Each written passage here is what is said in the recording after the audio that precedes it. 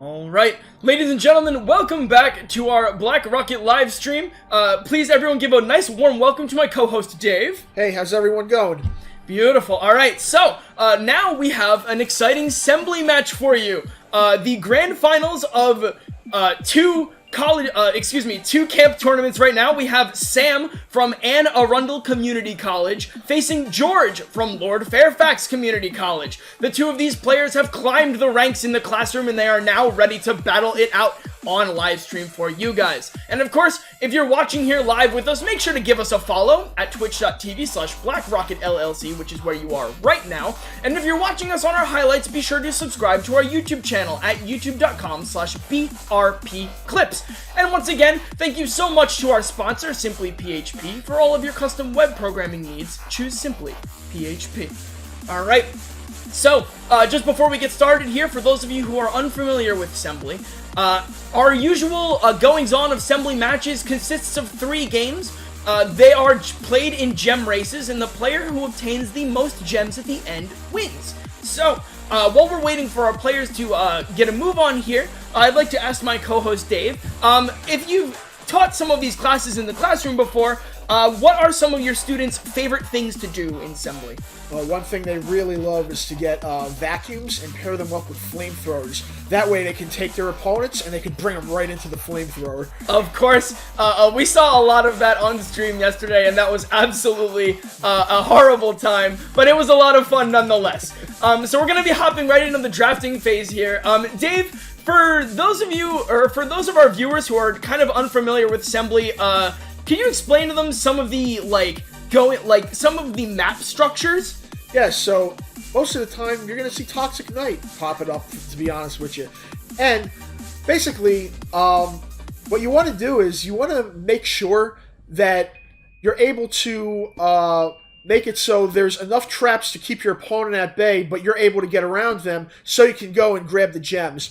So it would be to your advantage to be able to create obstacles that you know how to get around. Right, exactly. And of course, if your obstacles are not able to be moved around by yourself, your enemy can just easily use the hammer that we've talked about so much to just break your traps, and you will be stuck in that trap, and they will be able to freely roam the level if you decide to waste all of your traps at the beginning. Alright, so we're going to be loading in here. We're going to be taking a look at Pipe Jungle, a very nice map to get started on here. So we'll be taking a look. Looks like both of our players have grabbed a very interesting assortment of traps. George, who is our player 2 in the red, has grabbed the spring, as well as the breaking block, the bat, the twin cannon, and the flamethrower. Whereas Sam has grabbed the sticky block, the vacuum, the spikes, the twin cannon, and the lock. Now, do you, off first glance, see any really nice synergies with these blocks? Well, you know, looking at the map, seeing what we got going on over here. Oh, I see a couple of blowers going on over there, so that could be good. If somebody jumps in there and they're able to actually grab the diamond, that would definitely be a good thing. Got to watch out for those spikes over there. That's definitely going to be one. I would suggest grabbing that as soon as possible, and if you happen to get taken down, just get back to the beginning, and at least you got the grab, so that's definitely another thing. Right, absolutely. That is more points in your corner, of course, and the more gems you have in your corner, the better chance you have of winning. Like we've seen in a lot of Assembly matches, some players just like to make traps that are just absolutely unforgiving, and the quicker you can grab gems, and the more gems that you grab, the better your chances are. So, we're going to be taking a look here. It looks like Sam, here, we're going to be loading in. Excuse me, I ran out of time to talk. Alright, so as we load in here, we're going to be taking a look at these traps almost as you are, first time, because we didn't really get a good chance to look at things. Immediately, we're going to see Sam drop down to the side, but get taken out, because they're not going to be able to land on that one gem platform there. George going to be making a nice attempt here. Got to be careful of the flamethrower, the bat. Oh, and neither of them are going to grab it, even though they got so close. Sam now opting for the hanging on the wall strat. I like that a lot, and that is going to allow them to grab the gem first. And the next gem that we see is in the bottom right corner. We're going to be seeing George making a mad dash here. Got to be careful to avoid this twin-sided cannon, as well as the flamethrower. Get in between the springs, and George nabs that gem nice and quick before Sam gets the chance. Now, Lights Out is one of the many events that we see throughout the game, and of course, do you have an event you like the least? Not really. I really just enjoy the game for what it is. I think they put a lot of hard work and a lot of effort into it. Absolutely. A lot of the people that I've talked to have exclaimed to me that they definitely do not like the rotate event just because of how disorienting it is. But I literally have no time to talk here. George is grabbing a third gem. This race is tight right now. The next gem is going to be placed on the bottom right, and as soon as George gets there, he grabs it, and that is going to be round one. A nice, swift take for George. George is going to be up by 2 gems here. A very nice lead to be had. Give ourselves a quick 30-second break, and we'll be right back with the next match.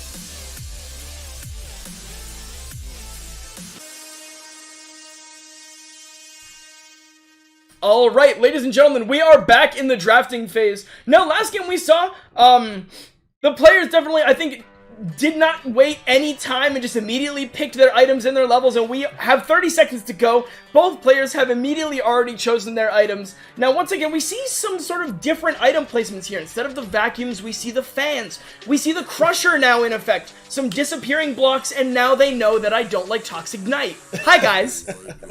Alright, so once again, on stream, we're going to be seeing Toxic Knight. Let's see how these guys can make this map interesting. We're going to be waiting another 7 seconds here. So, we also see a switch block, which is definitely different from the sticky block. The switch block kind of works like an on-off block in Mario, except you have to travel through it in order to switch it on. So, with the exciting placement of the gems on this map, we are going to see how these players opt to place their obstacles. And it looks like the typical lockbox strategy where we're going to be seeing a lot of blocks being placed down just to block off gems on the heightened places. Right.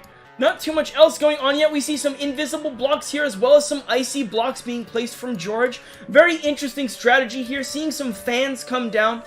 Definitely going to be looking to block off some of the entryway if the players opt to come from the right side.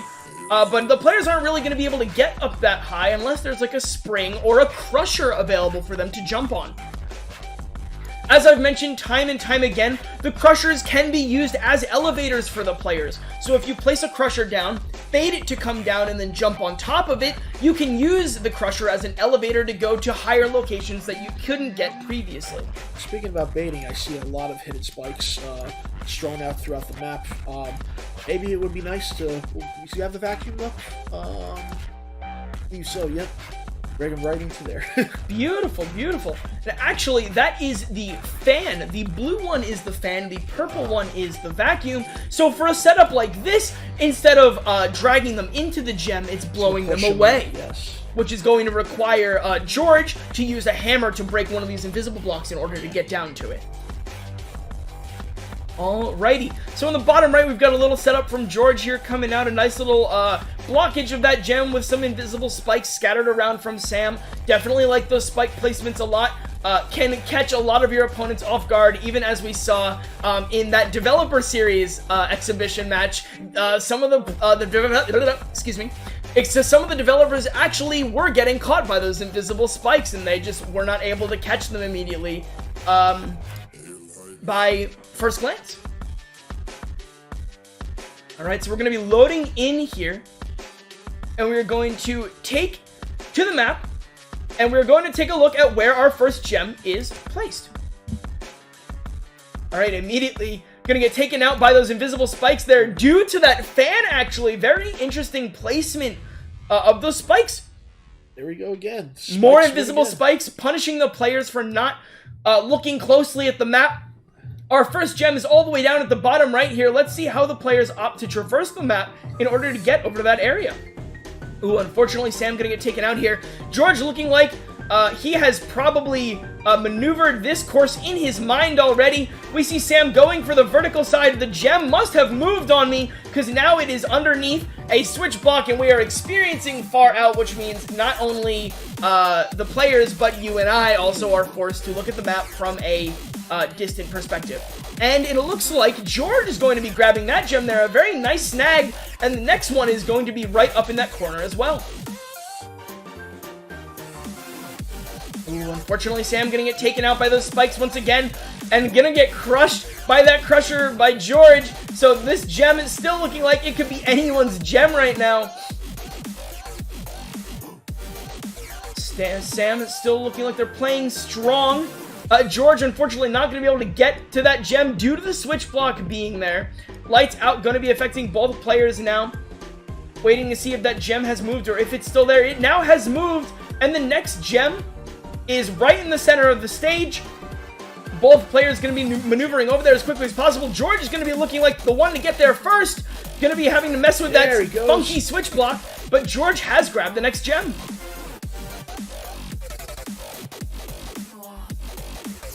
Alright, both players now see that the gem is once again up in the higher areas of the map. Sam looking for a way up, but not going to be able to find it soon enough. 2 gems are going to go off to the side of George, and that is going to put George up in gems 6-2.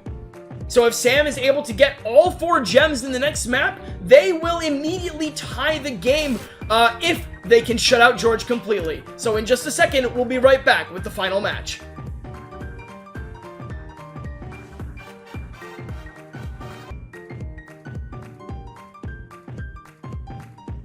Alright, ladies and gentlemen, we are back here with our final match. Now, Dave, I'm going to ask you here, what strategy do you think Sam is going to employ in order to get themselves back into the game here? Well, I think what Sam needs to do is he needs to do what he can to prevent the player from getting whatever gems that he possibly can. Use things to his advantage. So, we see those lock boxes coming in handy from time to time. Also, another thing, maybe use some springboards to get you up in place, get you past some of those spikes that we were seeing earlier. Maybe they're going to use a completely different strategy on that. But just make sure that you're trying to sidetrack your opponent. Let them take the brunt of everything, and then take the path around that and get in and get the gems as fast as you can. Absolutely. All right, so we're going to be going right into the build phase here, and we will see how Sam adapts their strategy in order to take the win here away from George. Alright, so immediately we're seeing some vacuum placement from George here. Going to be, basically, we talked so much about Sam's strategy in winning the game here, but George's strategy is also going to be block every gem possible, be an absolute meanie, because if this match goes the way that some of the other matches on stream have gone, George will just win the game by default. That is correct. So it's definitely, and the bats are coming in. Definitely going to be somewhat of an uphill battle here from Sam, but we will see how they change their strategy and change their mindset in order to take this one to the win. Alright, so as of right now from Sam, we see some vacuums, we see some bats, we see some twin cannons as well. From George, as of right now, it looks like we only see this one vacuum. I don't see anything else as of yet. Seeing some sticky blocks come down from Sam. Hopefully we didn't have a disconnect, because it looks like they're all coming from Sam, but we do have the red vacuum with the red outline. Alright, so looks like Sam has just about ran out all of the build power here. George seemingly has not placed too much. Oh, here we go. Now we're going to see another crusher here. We see a switch block. All right, so George is definitely still in this. Definitely, maybe it was more of a wait and see how Sam wants to tackle this stage and then react accordingly. All right, so once again, you said you've been in the classroom before. So in difference to the stream here and how this game is going, how have some of the students in the classroom opted to use different items to their advantages in difference to a match of this caliber? Well, one match I've seen, it was just bat crazy, like literally bats everywhere. And basically a lot of ties. Right, okay, totally. And it looks like the first gem immediately is going to go right into Sam's hands here, taking absolutely no time to get there. George was racing down as well, but it looks like the gem just went right to Sam. Sam is going to be rushing up. The next gem is seemingly in the far right corner. Unfortunately, both of them are going to get taken out by the two-way cannons here. We're going to take a look at Sam's perspective and see what the mindset is in acquiring the next gem. Right, Sam opting for all the way back around, and that's going to be another quick gem grab from Sam. Hopefully the next spawn does not do him too dirty. Slow-mo now is going to slow down the player's physics, and that is going to make this match go all the more slowly. However, that gem spawning right there next up close to Sam, and that's going to be another gem. Oh my goodness, what is going on right now? George is just not able to get his hands on anything. Now, last gem here. Sam on the approach right now. Sam knows where it is and knows exactly how to get around this obstacle. Sam going to be hopping on, but unfortunately going to get taken away by that two-way cannon. Sam immediately going around those obstacles here. Sam now jumping on the crusher. And that is going to be a quick 4-0 sweep for Sam to even up the score at 6-6 gems. I definitely think we're going to have to do one more to settle this one. We'll be back in just a second.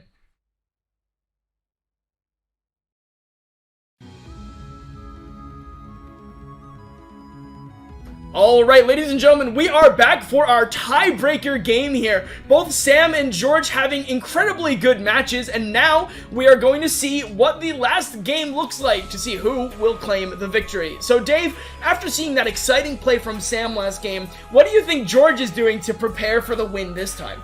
This could be anybody's match. Absolutely, I agree. We've seen some great strategy from both players, and it's just going to come down to who has the better strategy at the end of the day. I couldn't really say what he's going to do. It's been very unpredictable, and that's great. So keep it up, guys. Awesome, very, very good, guys. This game has been very exciting. That turnaround was absolutely incredible. Definitely one for the highlight reel. Alrighty, so we're going to get right into the build phase here, and we're going to see who will place the first trap. Shout out to me not mentioning that this was Toxic Knight. Of course, that gets a laugh out of the stream crew every time. Thank you very much, boys. Alrighty, so we're going to be seeing Sam placing down some two-way cannons as well as some vacuums here. Definitely going to be trying to block away some of those gems from up top. And I do like that George has adapted now to the spring strategy that you mentioned before. The only way to easily get up to the top, other than using a crusher or jumping on from the left side, is using those springs. And those gems, obviously, as you can see, those gems are way more dense up at the top of the screen than they are at the bottom towards the right. Alright, gonna be seeing a lot of bats. Definitely just a lot of nasty obstacles coming out from Sam here. George opting to kind of delete the purpose of these crushers using those ice blocks. A great placement, I think. Alright, gonna be seeing some sticky blocks towards the front. Gonna be trying to just place little things here and there atop every gem, just to make sure that each of them has a rough time in order to get to the next objective. Alright, with 40 seconds here, Sam has completely finished out their build materials, but George still has a little bit of room left to go. We're going to see where some of those materials opt to go down. It looks like both players have locked in. With 30 seconds to go, we're going to be loading right into the match here, and we will see just how this game turns out. Right, immediately both players rushing out of the gate here. We're going to be looking for where that first gem is. The first gem is all the way in the bottom right. Sam maybe not spotting that immediately. Going to be set back a little bit. George is going to be the first one to grab that gem. Sam is going to be grabbing the second one. Absolutely crazy. George is going to be sent all the way down. If he opts to wall jump all the way back up, he's going to be forced to lose a lot of time here. We've mentioned before in previous games that you can reset yourself by pressing R, and that definitely is a valuable strategy here, but it looks like George was not able to implement that fast enough. Now we're going to see how Sam opts to get up to the top here, avoiding all of these two-way cannons. This gem might look like it's going to be one of those unreachable ones. Now slow-mo coming into effect. This game is going to slow down just a bit so you guys can really soak in all of the action that is going on up at the top of the screen. And it looks like the gem moved, and George was able to grab it right quick, and he grabbed the third one immediately, and that's going to be the fourth one, and it looks like the game goes to George. Wow, a very nice sequence of actions, and those last two gems completely just off the ball, spawning in the perfect places for George to go. Right. So congratulations, George from Lord Fairfax Community College. You are our assembly winner today. Sam from Anne Arundel Community College. You put up an absolutely amazing fight today, and we are very thankful to have you guys on stream and be your commentators. Once again, if you're catching us live, make sure to give us a follow up here at twitch.tv/BlackRocketLLC. For all of our highlight clips, be sure to check out our YouTube at youtube.com/BRPclips. And last but not least, as always, thank you so much to our sponsor, Simply PHP. For all of your custom web-based programming needs, choose Simply PHP. Now, we do have 2 more streams today, one at 2 p.m. Eastern Time, and that is going to be a Battle Royale stream, and another at 3 p.m. Eastern Time, and that is going to be another assembly match. So make sure you guys tune in and check those out. And once again, thank you so much for watching. My name is Jake. And I'm Dave. And we will catch you next time. Have a great one, guys.